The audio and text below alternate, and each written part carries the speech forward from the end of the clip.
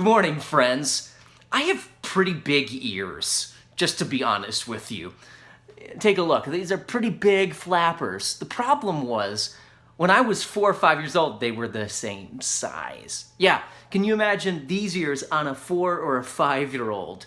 And even though I have pretty big ears and I hear well, it doesn't always mean that I listen really well all the time. My kids are quick to tell me so. My little daughter will sometimes cup her hands on my cheeks and say, "Look, Papa, look at me, and listen to me." You ever been told that you just aren't listening? Sometimes find it difficult when you have lots of tasks around the office and a coworker wants to tell you something and your ear may be there, but you're not really taking in the information. Or when a child or your spouse or a student or whatever setting you might be in has something to say to you and you hear it, you have fine hearing, but you don't really listen. Hearing is easy, but listening takes time. Listening well requires patience and respect and humility. And all those things sometimes are difficult to put all together when we're listening to somebody to do it well. But Jesus calls us to listen. Why? Jesus calls us to listen because listening is the way to love. When we really learn to listen well, we'll find the way to really love well. That's exactly what the Apostle Paul wrote to the believers in Ephesus. And in chapter 4, listen carefully when he writes this: "Therefore, I, the prisoner of the Lord, implore you to walk in a manner worthy of the calling with which you have been called, with all humility and gentleness, with patience, showing tolerance for one another in love." And later on in the same chapter, he says this in verse 29 of Ephesians 4, "Let no unwholesome word proceed from your mouth, but only such a word as is good for edification," that is, to strengthen, to build up, to encourage, "according to the need of the moment, so that it will give grace to those who hear."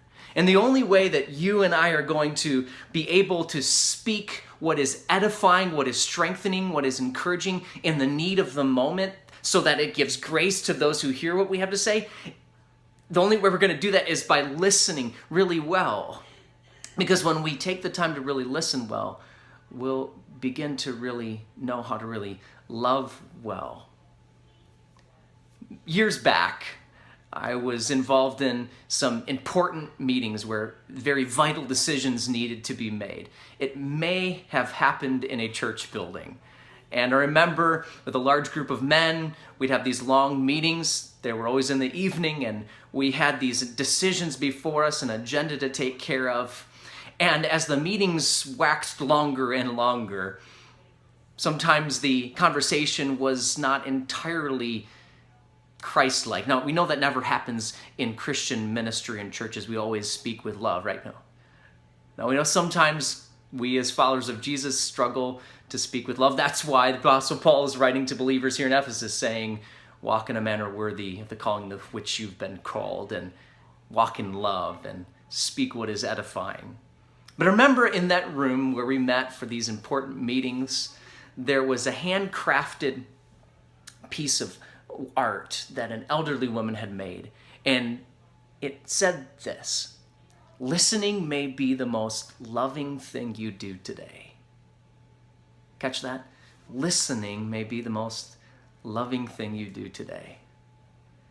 So as I sat in those meetings, which were important, and I was more of a spectator participant than anything else at that point, I just knew that I needed to be quick to hear, slow to speak, slow to anger. As James wrote in chapter 1, verse 19. And that listening, really listening, not just letting the information come into my ear canal, but to sink into my heart, to really know what people were processing. That may be the most loving thing I would do. What about you? What are you struggling with when the tasks build up, when you have lots on your agenda, when difficulty comes, or when your kids barrage you with questions and they maybe put their hands on your cheeks and they say, Papa, listen to me. Mommy, listen to me. Or a coworker needs something and your mind is elsewhere. What are you facing today? As a follower of Jesus, we're called to listen well, because listening well is the way we'll really learn how to love well and thereby glorify Christ. Listening may be the most loving thing you do today, whether it's in the office or at home or out in the neighborhood. So I'm praying for you. Will you pray for me that I listen well? I struggle with it just like anybody else. As I care for my children, as I love my wife, as I'm involved in ministering to people, let's listen. Pray for me, I'll pray for you. God bless. Bye-bye.